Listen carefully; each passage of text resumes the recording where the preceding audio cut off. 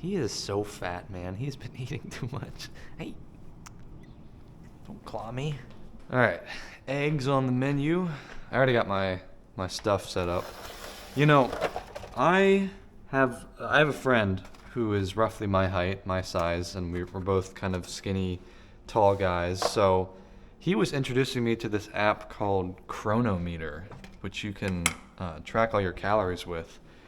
And I've been doing that. I did it yesterday. It was the first day that I ever tracked my calories, which is kind of crazy because I've been working out for like 5 years now, 4 or 5 years. But it's really fun, honestly. I know some people have like a weird relationship with food where they don't want to track their calories because they feel guilty. But I find it fun. It's almost like, how many can I get, you know? And so I set a goal of 3,000 calories for the day because I'm trying to gain weight. And I might have been overestimating it, but I ended the day at 3,400, which is pretty good. I mean, I'll put some screenshots up on screen so you can see, but I went super overboard with my fat intake. But you know, it's all right. I feel like when it comes to tracking your calories, it's more about experimentation and seeing like what number seems realistic, because clearly the numbers that I thought were realistic, like maybe I want to eat more. Like maybe I was restricting myself by only having 80 grams of fat or something. But it's really helpful right now because I mentioned this in a previous video, I'm writing a course on health, and like the nutrition section of the course is taking me freaking ages to write because it's just so complicated. But one section is about tracking your calories. So I think it's going to be helpful because I've always looked at calories as like a really complicated thing. Like I just had no idea how to do it. And I'm thinking like, if I have that problem, there has to be lots of other young guys out there that like want to gain weight like me but don't know how. And so it's like, oh, I'll help you. You know, I'll do the research. And it's been very enlightening, I'll say that. And one really nice thing about Chronometer is like, I'm sure some people that track their calories and they're serious about nutrition, they're like, oh, just use MyFitnessPal. It's like the most popular app, I would say, for this kind of thing. But I downloaded it, man, and it has like a freaking $20 a month subscription. And you don't have to use that subscription. There is like a free version of the app, but you can't scan the barcode of stuff. So like if I have my blueberries here and I just like scan, it'll tell me what my calories and macros are, right? You have to pay for that with MyFitnessPal now, which I think it used to be free, but they like switched it over. So I was like, damn, I don't want to pay that much money for it. But Chronometer doesn't make you pay for that. They have a barcode scanning feature, and you can just do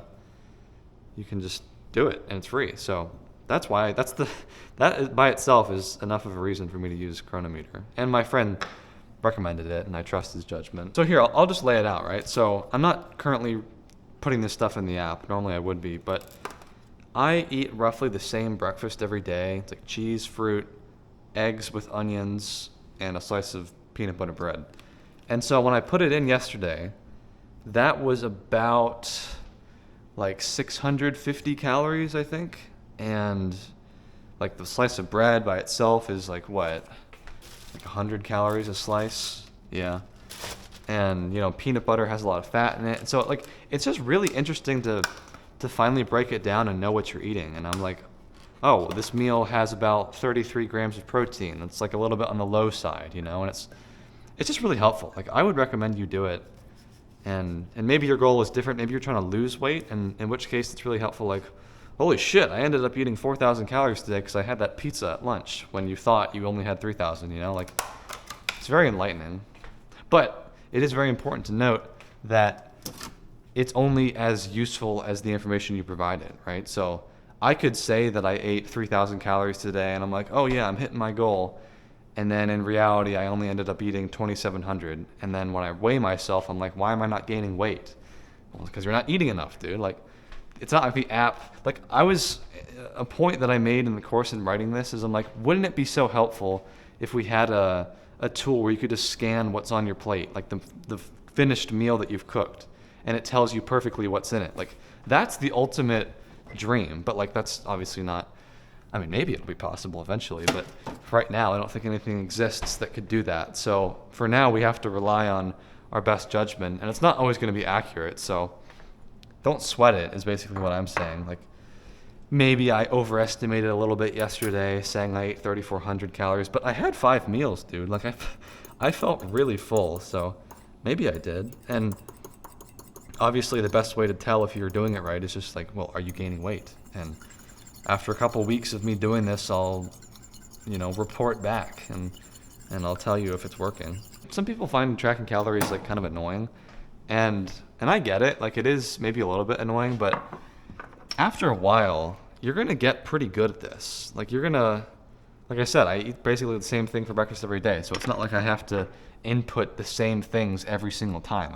I know that this is gonna be roughly 650 calories, so, like, people, I hope there's not too many people out there that genuinely stress about calories in the literal sense, like, oh, this meal has 380 calories, I should have gotten 400. Like, dude, that doesn't matter at all. Like, you can round up, you can be a little bit imprecise, it's not a big deal. And honestly, like, I acknowledge that I'm in a very fortunate position where I can just basically eat as much as I want, like, the more the better kind of a thing. But I can understand stressing about calories if you're trying to lose weight and those 20 calories really did actually matter. Whatever you think is reasonable, like, I'm just gonna vacuum up every single calorie that I can find.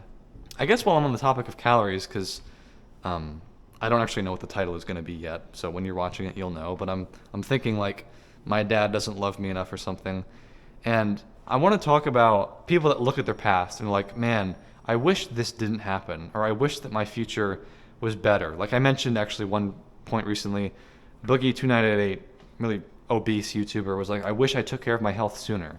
All this bullshit, right? And I'm thinking, when it comes to calories, right?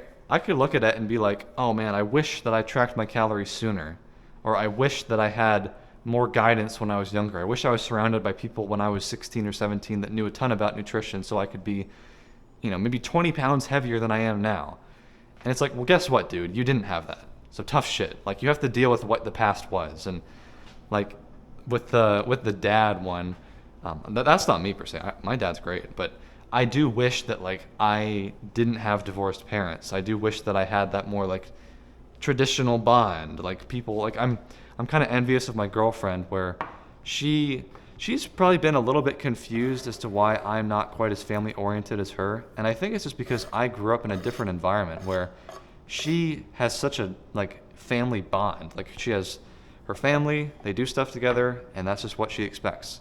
But me, I didn't have that as much. When I was 10 years old, not 9 or 10, my parents divorced. And so I'm more introverted naturally, but I just kind of tended to do my own thing after that point on. And I kind of retreated into myself, not to like a antisocial, like bad way. I'm still very normal, but like I can't relate to her experience as much. And I could look at that and be like, man, well, I wish my family was like hers, or I wish this had happened. But the grass is always greener, man. Like everyone wants what they don't have, and I feel like if you are stressing about what your past was, like it's just inherently not something you can control, right? I can't change the fact that my parents got divorced when I was 9. Like, just is what it is, and you live with it. Or I look at it like, well, I'm going to make sure that I marry the right woman so that I don't end up doing that to my children. That's the best we can do, right? Like, you can't change the past, but you sure as hell can influence the future. Whoa. Might have waited to let that get a little too hot, but oh well. Given how overboard I went yesterday with the fat, I think I'm just going to go with jam toast for this morning because I need to tone it down. And peanut butter has a lot of fat in it. I got to tell you, man, like it's so I really recommend that you download that Chronometer app because it is so helpful to just like scan this barcode and it automatically does it. Because some people like, they screw around with like Excel and they write down every macro based on the label. I'm like, I do not have the time or patience for that, man. All right, looks pretty good. I wish I had some hot sauce, but I'm all out. Would you like to be in the video, George? Oh, shoot, his tail hit the eggs.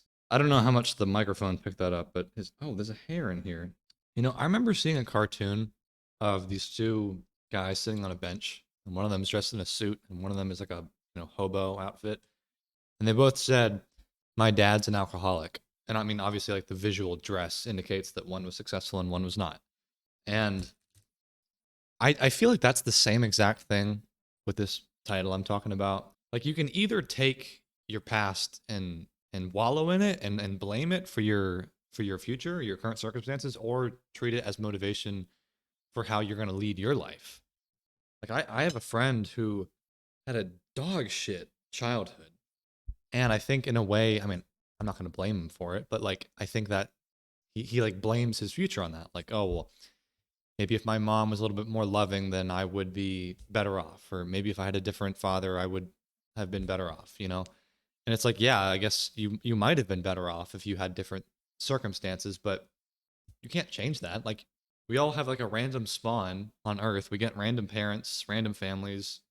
We're not given we're not given any say, you know? And like if you are blaming others for why your life is the way it is, then you're essentially resigning yourself to the fact that you have no control over it. And you're just like, well, fuck it. This is my life. I can't do anything about it. And come on, man, that's stupid as hell. I mean, this is essentially a rehash of that bad parents video I made where I talked about breaking the cycle.